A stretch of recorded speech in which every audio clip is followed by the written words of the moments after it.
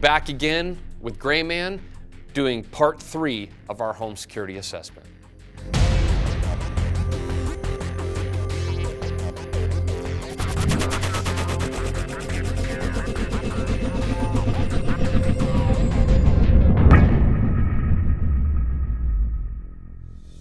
So this we've encountered, it's not exactly the creme de la creme of locking technology.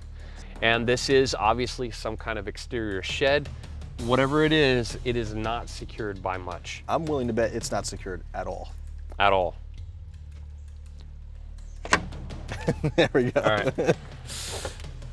This really isn't even a lock. Basically, it's just a latch that's, you know, holding on the door. When I turned it, it gives. The eyelet is what's actually designed to lock this door from the inside. If this thing was locked down and I turned this up and I yanked as hard as I could, or That's probably coming, not as hard as I coming could. right out, no doubt about it. That eyelet's coming straight out, right? And then the door's open. Also, as I said earlier, I'm sure we could go right through there and come out into the backyard, and really we went through no and kind of locking. bypass the motion lights that are over and there. bypass everything that's basically been designed around that gate system. The bottom line is these defenses are not commensurate with the value of Absolutely. the product that's in there. Yeah. They need to invest on something stronger, especially since this is exposed and there's so much obscurity here. There's value and then there's perceived value. My jewelry worth a lot. This landscaping stuff, it's not really worth anything to me. There's no perceived value. Think of what's the actual value versus what's your perceived value, and then what type of system are you using to secure that value. Good It's point. got to be somewhat proportionate. Good point. All Excellent right, point. so let's move around. We could totally walk away with this little edger right here. I mean, I don't doubt that we could go get 40 bucks for that right now. Easy. Before we even came here, you know, we did our Google satellite research, and what we noticed was there was a trail behind the house. If this was empty right now, you'd have the ability for someone to run by several houses, Right through their jogging in backyard. a jogging outfit, you know, casing each place while they walk by, with a perfectly legitimate reason for doing so. One of my favorite tricks when I'm doing recon is I walk around with a dog's leash and a lost dog flyer. I've very overtly just gone through people's backyards, over fences. Yeah. The only learning point that I had was I had to make sure, I had originally put like a little Shih Tzu on the poster, and then people started actually trying to help me.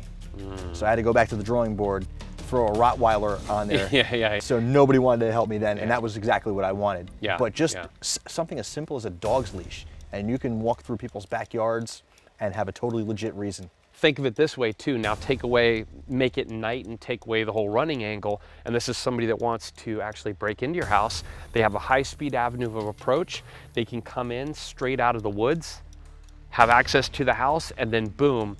They could stash their stuff right along the route somewhere. Exactly. Get away scot-free, come back, pick it up the next day in regular clothes. No one's gonna question you. This is great. Let's say you did the whole leaving the second floor window open at night because it's a good breeze, and then you leave a ladder means to out access that right second here. floor. Me and Rob could come up off the trail, grab this ladder, make entry through the shed, and now you basically gave us the tool that we needed to break into your house. At least chain it up. I mean, a bungee cord is very different than a chain, right? We can just unsnap this. Yeah, That's just a holder. Yeah. From behind the shed, we have a very good view of what's going on in that house. We can see into the Absolutely. main living areas.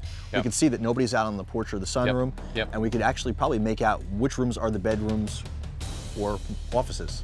So back here, we're in the very, very back of the house, and what I see is this no man's land between the fence and the property. There should be some kind of a large floodlight that casts over this kind of no man's land.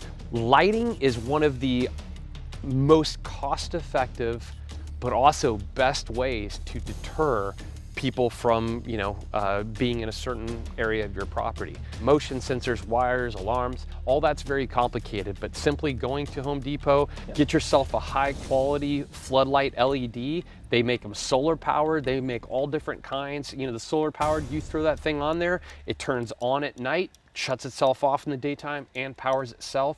Is a low cost and easy solution to set up to add to your home security.